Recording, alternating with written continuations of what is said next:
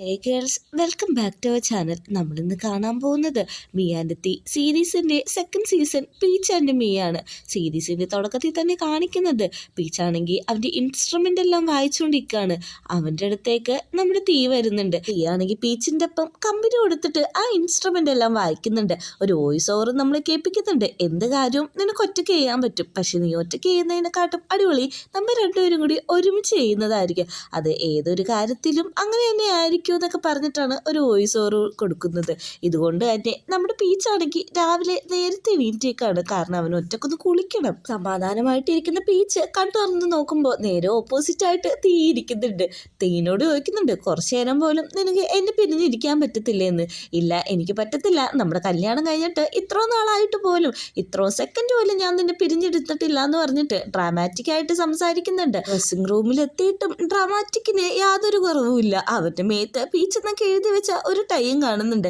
ഈ വീട്ടിൽ നടക്കുമ്പോൾ ഇതൊക്കെ കെട്ടിക്കൊണ്ട് നടക്കണമെന്ന് ചോദിക്കുന്നുണ്ട്. വീട്ടിലെന്നല്ല, എൻ്റെ ഹാർട്ട് ഫുള്ളും എപ്പോഴും ലുക്ക് പീച്ച് എന്നാ പറഞ്ഞുകൊണ്ടിരിക്കുന്നതെന്ന് പറയുമ്പോഴേക്കും ഇതൊക്കെ കുറച്ച് ഓവറല്ലേ, ഇതൊക്കെ മീറ്റിങ്ങിന് പോകുമ്പോൾ കെട്ടിയാൽ പോരെന്ന് ചോദിക്കുന്നുണ്ട്. പെട്ടെന്ന് തന്നെ നമ്മുടെ തീയാണെങ്കിൽ ആ ടൈം കാര്യങ്ങളെല്ലാം അഴിച്ചു കളയാണ്. നിനക്ക് ഇഷ്ടമല്ലെങ്കിൽ എനിക്കതൊന്നും ഇഷ്ടമല്ല എന്ന് പറയുന്നുണ്ട്. നമ്മുടെ ഹണിമൂണിൻ്റെ പീരീഡ് കഴിയാറായോ, നമുക്കത് എക്സ്പാൻഡ് ചെയ്തിട്ട് ലൈഫ് ലോങ് ഹണിമൂൺ ആക്കിയാലോ എന്ന് ചോദിക്കുന്നുണ്ട്. നമുക്ക് ജീവിക്കാനായിട്ട് കുറച്ച് പൈസ മാത്രം ചിലവാക്കിയാൽ മതി, അതായത് ഒരു മാസം 1 മില്യൺ. അങ്ങനെയാണെങ്കിൽ നമുക്ക് ഹണിമൂൺ ലൈഫ് ടൈം കൊണ്ടുപോകാമല്ലോ എന്ന് പറയുന്നുണ്ട്. അതൊന്നും വേണ്ട, നമുക്ക് വർക്കിനൊക്കെ പോയിട്ട് തിരിച്ചു വരുന്ന ഒരു ലൈഫ് തന്നെയായിരിക്കും നല്ലത് എന്ന് പറയുന്നുണ്ട്. അങ്ങനെ പിറ്റേ ദിവസം രാവിലെ നമ്മുടെ തീ എണീക്കുമ്പോൾ പീച്ച് അവൻ്റെ മേത്താണ് കിടക്കുന്നത്. നീ എല്ലാ പില്ലോസും റിജക്റ്റ് ചെയ്തിട്ട് എന്നെയാണോ സെലക്ട് ചെയ്തിരിക്കുന്ന ലുക്ക് പീച്ച് എന്ന് പറഞ്ഞ് ഭയങ്കര ബ്ലഷായി നിൽക്കുകയാണ്. അവൻ്റെ ചെസ്റ്റിൽ നിന്ന് എടുത്ത് മാറ്റി പില്ലോയിൽ വെച്ച് അവൻ്റെ ഡ്രസ്സും അവിടെ വെച്ച് കൊടുക്കുന്നുണ്ട്. അങ്ങനെ രാവിലെ തന്നെ തീയാണെങ്കിൽ പിള്ളേർക്കുള്ള ഫുഡും കാര്യങ്ങളെല്ലാം സെർവ് ചെയ്തുകൊണ്ടിരിക്കുകയാണ്. ആ ഫുഡ് സെർവ് ചെയ്യുന്ന രീതി കാണുമ്പോൾ തന്നെ അറിയാം നമ്മുടെ കുന്തി ഇപ്പം നല്ല രീതിക്ക് ഫുഡെല്ലാം കുക്ക് ചെയ്യാറുണ്ട്. ഇത് കണ്ടുകൊണ്ടാണ് നമ്മുടെ പീച്ച് അങ്ങോട്ടേക്ക് വരുന്നത്. ഇന്നെന്താ ഫുഡൊക്കെ രാവിലെ തന്നെ ഉണ്ടാക്കിയേ, എന്തെങ്കിലും ഒക്കേഷൻ ഉണ്ടോ എന്ന് ചോദിക്കുന്നുണ്ട്. ഇത് കേൾക്കുന്നതും കുന്തിയുടെ മനസ്സ് അങ്ങ് ബ്രോക്കണായി പോവാണ്. അവൻ വല്ലാതായി പോവാണ്. ഡൈനിങ് ടേബിളിൽ ചെല്ലുമ്പോഴാണ് അവിടെയെല്ലാം 333 ബലൂൺസും കാര്യങ്ങളെല്ലാം വെച്ചിരിക്കുന്നത്. എന്താ കാര്യമെന്ന് ചോദിക്കുന്നുണ്ട്. നമ്മുടെ മാരേജ് കഴിഞ്ഞിട്ട് 3 മാസവും 33 ദിവസമായെന്ന് അവൻ ഭയങ്കര സ്നേഹത്തോടെ പറയുമ്പോഴേക്ക് അപ്പോൾ ഓൾമോസ്റ്റ് 4 മാസം ആവാറായല്ലേ എന്ന് നമ്മുടെ പീച്ചാണെങ്കിൽ സിമ്പിളായിട്ട് പറയുന്നുണ്ട്. നിനക്കെന്താ ഇതൊന്നും വലിയ കാര്യമല്ലേ എന്ന് ചോദിക്കുന്നുണ്ട്. നമ്മുടെ കുന്തി ഒത്തിരി അധികം എഫേർട്ട് എടുക്കുന്നുണ്ട്. അവനുണ്ടാക്കിയ ഫുഡിലും 303 എന്നൊക്കെ നല്ല രീതിക്ക് തന്നെ ഡിസൈൻ ചെയ്ത് വെച്ചിട്ടുണ്ട്. അവന് സങ്കടം വന്നിട്ട് നമ്മുടെ പീച്ചിൻ്റെ മേത്തേക്ക് ചാരിയിരിക്കാൻ പോകുമ്പോൾ പീച്ച് പറയുന്നുണ്ട്, ഇപ്പം വേണ്ട, കുട്ടികളുണ്ടെന്ന്. കുട്ടികളെ വശത്താക്കാൻ അവനൊന്ന് കണ്ണടിച്ച് കാണിക്കുന്നുണ്ട്. കുട്ടികളെപ്പോഴും ഡാഡിയുടെ സൈഡാണല്ലോ, അവരും അത് അപ്രൂവ് ചെയ്യുന്നുണ്ട്. അങ്ങനെ അവർ രണ്ടുപേരും കൂടി അവിടെ ഇരിക്കുന്നത് നമ്മളെ കാണിക്കുന്നുണ്ട്. ഇവിടെ നിന്ന് സെയിം കട്ടാക്കിയിട്ട് കാണിക്കുന്നത് പീച്ചാണെങ്കിൽ ആരിനെ ഫോൺ ചെയ്തുകൊണ്ടിരിക്കുകയാണ്. എങ്ങനെ പോകുന്നു മാരേജ് ലൈഫ് എന്നൊക്കെ ചോദിക്കുന്നുണ്ട്. നന്നായിട്ട് പോകുന്നുണ്ട്. ഈ 3 മാസം കൊണ്ട് തന്നെ ഞങ്ങളൊരു 20 രാജ്യം ഇറങ്ങിയിട്ടുണ്ട്. അവിടെ എങ്ങനെയാണ് തവാൻ്റെ കാര്യം ഓക്കെ എന്ന് നോക്കുന്നുണ്ട്. തവാൻ ഇപ്പം എൻ്റെ ഒപ്പം എല്ലാത്തിനും കോപ്പറേറ്റ് ചെയ്യാറുണ്ട്. ഇതെന്ന ഹോട്ടല് ഇനി മുമ്പോട്ട് കൊണ്ടുപോകാനാണ് ഞങ്ങളുടെ താല്പര്യം എന്നൊക്കെ പറയുന്നുണ്ട്. നീ അതിന് വേണ്ടിയിട്ട് കുറച്ച് ഫോട്ടോസ് എടുക്കാൻ വരാമോ എന്ന് ചോദിക്കുമ്പോഴേക്കും ഇല്ല, ഞാൻ വർക്കിംഗ് ഒന്നും ചെയ്യുന്നില്ല, ഞാൻ നിനക്ക് വേണ്ടിയിട്ട് ആളെ റെഡിയാക്കി തരാമെന്നും പറയുന്നുണ്ട്. അങ്ങനെ പീച്ച് അവൻ്റെ പണ്ടത്തെ ക്യാമറ ലോക്കറിൽ നിന്ന് എടുത്ത് നോക്കുന്നുണ്ട്. അവൻ അതിൽ സ്ലൈപ്പ് ചെയ്ത് നിൽക്കുന്ന സമയത്താണ് അങ്ങോട്ടേക്ക് തീ വരുന്നത്. തീയാണെങ്കിൽ ഈ ഒരു സീൻ കണ്ടിട്ട് ഭയങ്കരമായിട്ട് ഷോക്ക് ആവുന്നുണ്ട്. ഒരാൾ മരിച്ചു കിടക്കുന്ന റിയാക്ഷനാണ് നമ്മുടെ തീൻ്റെ മുഖത്ത് വന്നത്. അവനാണെങ്കിൽ ഈ ഒരു ഇത് കണ്ടിട്ട് തിരിച്ച് ഒന്നും മിണ്ടാതെ പോകുന്നുണ്ട്. എന്നിട്ട് പറയുന്നുണ്ട്, നിനക്ക് ഇവിടെ എന്താണ് കുറവ്, എല്ലാം ഞാൻ ചെയ്തു തരുന്നില്ലേ, എന്തെങ്കിലും ഒരു കുറവുണ്ടോ? നമ്മളിപ്പോൾ തന്നെ എത്ര രാജ്യങ്ങളാണ് കറങ്ങിയത്, അടുത്ത ഡെസ്റ്റിനേഷൻ കണ്ടുപിടിക്കട്ടെ. നീ ക്യാമറ ഓണാക്കി വെച്ചേക്കാണോ? ഞാൻ നിനക്ക് വേണ്ടി അടുത്ത ഡെസ്റ്റിനേഷൻ കണ്ടുപിടിച്ചിട്ടുണ്ട്, അത് മൂണാണ് എന്ന് പറയുന്നുണ്ട്.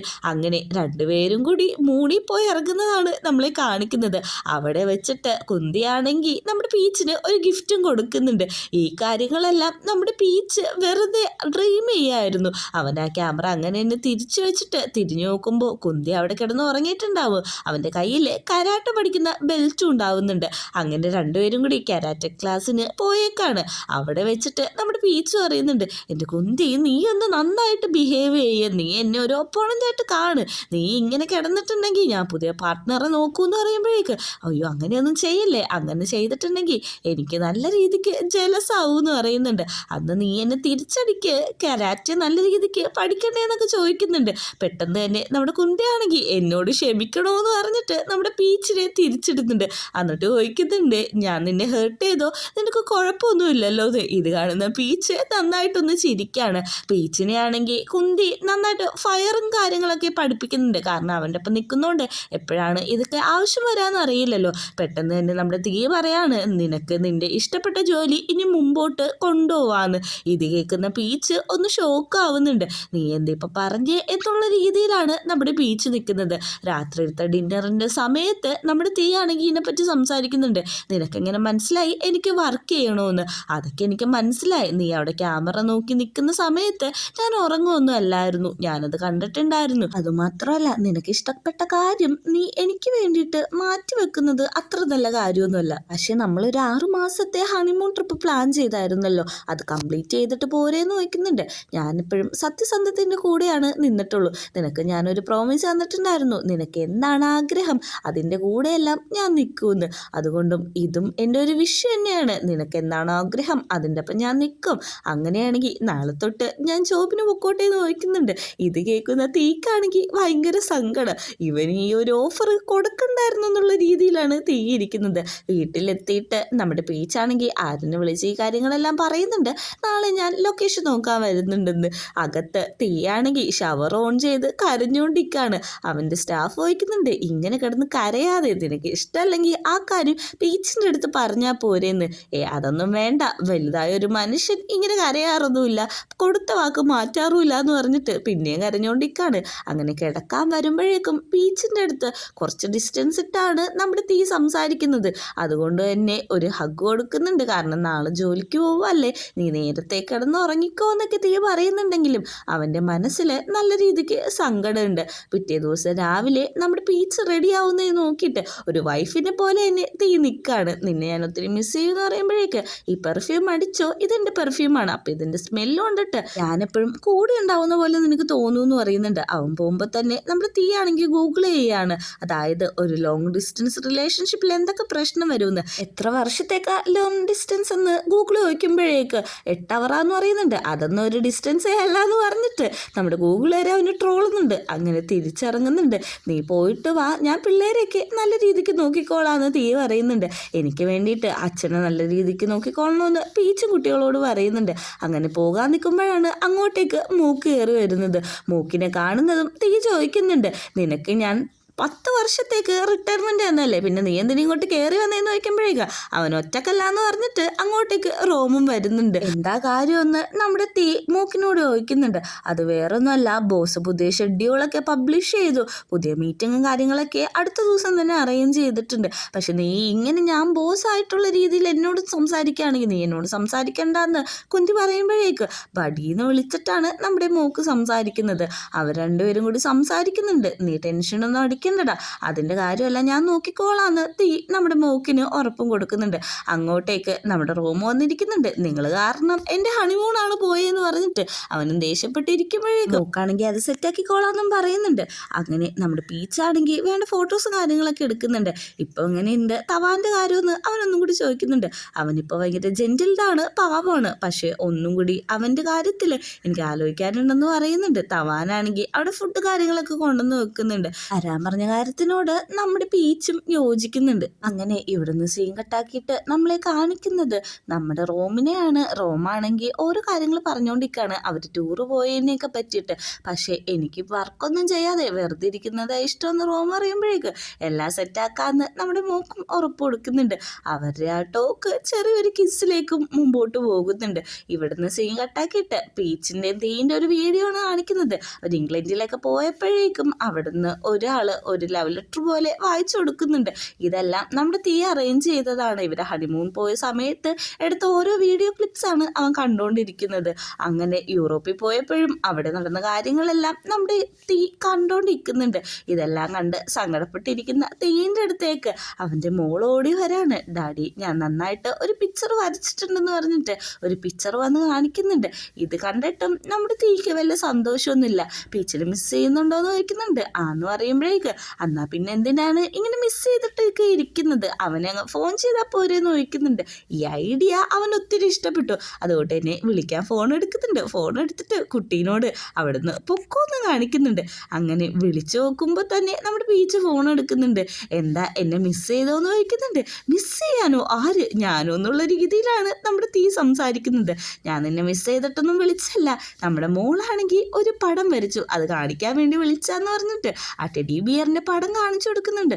ഓ, നല്ല ടെഡി ബിയർ, നല്ല ക്യൂട്ടായിട്ടുണ്ട്. ടെഡി ബിയർ മാത്രമല്ല, തീയും ക്യൂട്ടായിട്ടുണ്ട്. എന്തായാലും ഞാൻ നിന്നെ മിസ് ചെയ്തു എന്ന് പറയുന്നുണ്ട്. ഇത് കേൾക്കുന്ന തീക്ക് ഒത്തിരി സന്തോഷം വരുന്നുണ്ട്. ഫോട്ടോസ് എല്ലാം എടുത്തു കഴിഞ്ഞിട്ട് തവാനെ ആരിനെ കാണിക്കുന്നുണ്ട്. നിങ്ങൾക്ക് ഈ ഫോട്ടോസ് ഇഷ്ടപ്പെട്ടെങ്കിൽ ഞാൻ എഡിറ്റ് ചെയ്തിട്ട് തരാമെന്ന് പറയുന്നുണ്ട്. അതൊക്കെ ഇഷ്ടപ്പെട്ടു, നീ ഞങ്ങളുടെ ഒപ്പം ഡിന്നറിനേക്കോന്ന് നോക്കുമ്പോഴേക്ക് ഇല്ല, എന്നെ നോക്കിയിട്ട് വീട്ടിൽ കുറച്ച് പേര് വെയിറ്റ് ചെയ്യുന്നുണ്ട് എന്ന് പറയുന്നുണ്ട്. കല്യാണത്തിന് അധികം കൂടാൻ പറ്റിയില്ലല്ലോ, അതുകൊണ്ട് തന്നെ നിങ്ങളെല്ലാവരും ഡിന്നറിന് ഇങ്ങോട്ട് വരുമോ നോക്കുമ്പോഴേക്കും ഉറപ്പായിട്ടും വരാമെന്ന് പറഞ്ഞിട്ട് നമ്മുടെ പീച്ച് അവിടുന്ന് പോവുകയാണ്. പീച്ച് പോയ ഉടനെ നമ്മുടെ തവാൻ പറയുന്നുണ്ട്, അവൻ എന്തൊരു കൈൻഡ് ആയിട്ടുള്ള മനുഷ്യനാണ്, ഞാൻ എത്ര മോശമായിട്ടാണ് അവനോട് ബിഹേവ് ചെയ്തത്, പക്ഷെ അവനിപ്പോൾ എന്തൊരു കൈൻഡായിട്ടാണ് എന്നോട് ബിഹേവ് ചെയ്യുന്നതെന്ന്. അതൊക്കെ പോട്ടെ, അതൊക്കെ സാരമില്ല എന്നും നമ്മുടെ ആര്യൻ അവനെ പറഞ്ഞ് മനസ്സിലാക്കുന്നുണ്ട്. വീട്ടിലാണെങ്കിൽ നമ്മുടെ പിള്ളേരും തീയും ലുക്ലമൊക്കെ പീച്ചിൻ്റെ ക്യാപ്പ് ഇട്ടിട്ട് ഇരിക്കുകയാണ്. പീച്ച് വരുന്നതും നമ്മുടെ തീ ഓടിച്ചെന്ന് അവനെ ഹഗ് ചെയ്യുന്നുണ്ട്. പക്ഷേ ലുക്ലമിനെ കണ്ടുകൊണ്ട് തന്നെ പീച്ചാണെങ്കിൽ നീ നേരത്തെ വന്നോന്ന് ചോദിക്കുന്നുണ്ട്. ഞാൻ നിന്നെ കാണാനായിട്ട് കുറച്ച് നേരത്തെ വന്നതാണ്, പക്ഷേ ഇവിടെ ഇരുന്ന് കൊതുകിൻ്റെ കടി കൊള്ളായിരുന്നു എന്ന് പറയുന്നുണ്ട്.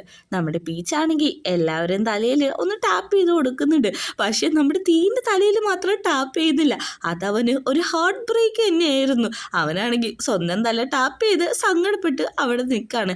അങ്ങനെ എല്ലാവരും കൂടി ഡിന്നർ കഴിക്കാനിരിക്കുന്നുണ്ട്. നമ്മുടെ പ്ലം ആണെങ്കിൽ റോമിനോട് ചോദിക്കുന്നുണ്ട്, നിങ്ങളുടെ ഹണിമൂണൊക്കെ കഴിഞ്ഞോ എന്ന്. ഇത് കേൾക്കുന്ന റോം അറിയുന്നുണ്ട്, അതിനുള്ള സമയമൊന്നും കിട്ടിയില്ല, എല്ലാം നശിപ്പിച്ചില്ലേന്ന്. ഇത് കേൾക്കുന്ന പീച്ചിനൊന്ന് സങ്കടമാവുന്നുണ്ട്.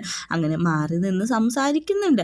റോമാണെങ്കിൽ പറയുന്നുണ്ട്, എനിക്ക് വർക്ക് ചെയ്യാനൊന്നും വലിയ താല്പര്യമില്ലെന്ന്. മൂക്ക് ഇത് തന്നെ കേൾക്കുന്നുണ്ട്. അതൊന്നും കുഴപ്പമില്ല, ഡാഡി എന്തിനാണോ വിളിച്ചത് അതൊക്കെ നമുക്ക് അന്വേഷിക്കാമെന്നും പറയുന്നുണ്ട്.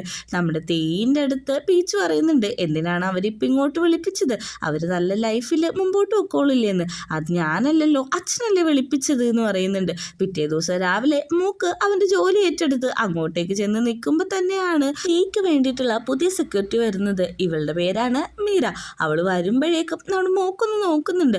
നമ്മുടെ കുന്തിനോട് സംസാരിക്കുന്നുണ്ട് അവൻ. ഇതൊക്കെ ഒരു ചെറിയ കാര്യമല്ല, നിന്നെ പ്രൊട്ടക്റ്റ് ചെയ്യാൻ മാത്രമല്ല ഈ കമ്പനിയുടെ ബാക്കി എല്ലാ കാര്യങ്ങളും പ്രൊട്ടക്റ്റ് ചെയ്യണം. അതിനൊരു ഗേളിന് പറ്റുമെന്ന് വയ്ക്കുമ്പോൾ ഞാൻ ജെൻഡർ നോക്കുന്നില്ല എന്ന് പറയുന്നുണ്ട്. അങ്ങോട്ട് വരുന്ന ലുക്ലമിനെ പെട്ടെന്ന് തന്നെ മിര കയറി പിടിക്കുകയാണ്. അവളെ വിട്, അവൾ എൻ്റെ സിസ്റ്റർ ഇൻലോയാന്ന് പറയുന്നുണ്ട്. ഓ സോറി സാർ, എനിക്ക് അറിയില്ലായിരുന്നു എന്ന് പറഞ്ഞിട്ട് നമ്മുടെ ലുക്ലമിനെ അങ്ങ് വിട്ടു കൊടുക്കുന്നുണ്ട്. ഒരു സോറി മാഡം കൂടി പറയുന്നുണ്ട്. നമ്മുടെ തീ പറയാണ്, ഇപ്പം മനസ്സിലായോ, ജെൻഡറിലൊന്നും വലിയ കാര്യമില്ലാന്ന്. തിരിച്ച് വീട്ടിലേക്ക് എത്തുമ്പോഴേക്കും അവിടെ റോമാണെങ്കിൽ കൊതുകടിയൊക്കെ കൊണ്ടിട്ട് മൂക്കിനെ നോക്കിയിരിക്കുന്നുണ്ടായിരിക്കും. നമ്മുടെ തീ പറയുന്നുണ്ട്, ഇങ്ങനെയൊക്കെ ഡ്രാമാറ്റിക് ആവേണ്ട ആവശ്യമില്ലെന്ന്. ആരാണ് ഈ പറയുന്നത്? എന്നിട്ട് പറയുന്നുണ്ട്, ഇനിവനെ എനിക്ക് സെക്യൂരിറ്റി ആയിട്ട് വേണ്ട, പിന്നെ എൻ്റെ വീട്ടിൽ നിൽക്കുമ്പോൾ നേരത്തെ ലേറ്റ് ഓഫ് ഫെയ്ഡിന് മുമ്പ് നിങ്ങൾ ഒരുമിച്ചായിക്കോ, അത് കഴിഞ്ഞിട്ട് കള്ളന്മാരെ പോലെ ഇങ്ങനെ ഇറങ്ങി ഓടണ്ട, അതെല്ലാവരും കാണുന്നുണ്ട് എന്നും പറയുന്നുണ്ട്. ഇത് കേൾക്കുന്ന പീച്ചും നല്ല രീതിക്ക് ചിരിക്കുന്നുണ്ട്. അന്നാവാ പോകാന്ന് പറഞ്ഞിട്ട് അവരെല്ലാവരും അവിടെ നിന്ന് പോവുകയാണ്. അങ്ങനെ പിറ്റേ ദിവസം രാവിലെ തന്നെ എല്ലാവരും മീറ്റിങ്ങിന് വേണ്ടിയിട്ട് റെഡി ആയിട്ട് പോകുന്നുണ്ട്. അച്ഛനും അവിടെ എത്തിയിട്ടുണ്ട്. എന്തിൻ്റെ മീറ്റിംഗ് ആണെന്നൊന്നും ഇപ്പം നമ്മളെ കാണിക്കുന്നില്ല. മീറ്റിംഗ് തുടങ്ങുന്നതും കാണിക്കുന്നുണ്ട്. അവിടെ നിന്ന് നമ്മുടെ റൂമാണെങ്കിൽ വഴക്കിട്ട് ഇറങ്ങി പോവുകയാണ്. ഇത് കാണുന്ന പീച്ച് ചോദിക്കുന്നുണ്ട്, എന്താ പറ്റിയെന്ന്. അത് എന്താന്ന് വെച്ചിട്ടുണ്ടെങ്കിൽ അച്ഛൻ്റെ അടുത്ത പൊസിഷനിലിട്ട് ഇരുത്തുന്നത് റോബിനെയാണെന്ന് പറയുന്നുണ്ട്. വീട്ടിലെത്തിയിട്ട് ഇതിനെപ്പറ്റി സംസാരിക്കുന്നുണ്ട്. അത് വലിയൊരു കടമ്പയാണ്, ഭയങ്കര ഡേഞ്ചറസ് ആണ്. റോമിനാണെങ്കിൽ അതിനൊന്നും താല്പര്യമില്ല എന്നും നമ്മുടെ കുന്തി പറയുന്നുണ്ട്.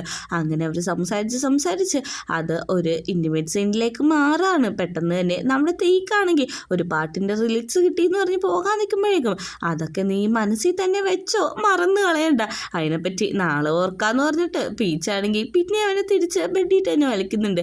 അങ്ങനെ പിറ്റേ ദിവസം രാവിലെ അവന് കിട്ടിയ റിലിക്സ് വെച്ചിട്ട് സോങ് കമ്പോസ് ചെയ്തുകൊണ്ടിരിക്കുകയാണ്. നമ്മുടെ തീക്ക് പാട്ട് പാടാനായിട്ട് യാതൊരു കഴിവില്ല. ഇത് കാണുന്ന ലുപ്ലം പറയുന്നുണ്ട്, ഞാൻ ട്രൈ ചെയ്യാന്ന് പറഞ്ഞിട്ട് അവള് നല്ല രീതിക്ക് തന്നെ പാടിക്കൊടുക്കുന്നുണ്ട്. പക്ഷെ അവൻ പാടുന്നത് ഒരു രസമില്ല. ഈ ഒരു സീനും കൂടി കാണിച്ചിട്ടാണ് ഫസ്റ്റ് എപ്പിസോഡ് അവസാനിക്കുന്നത്.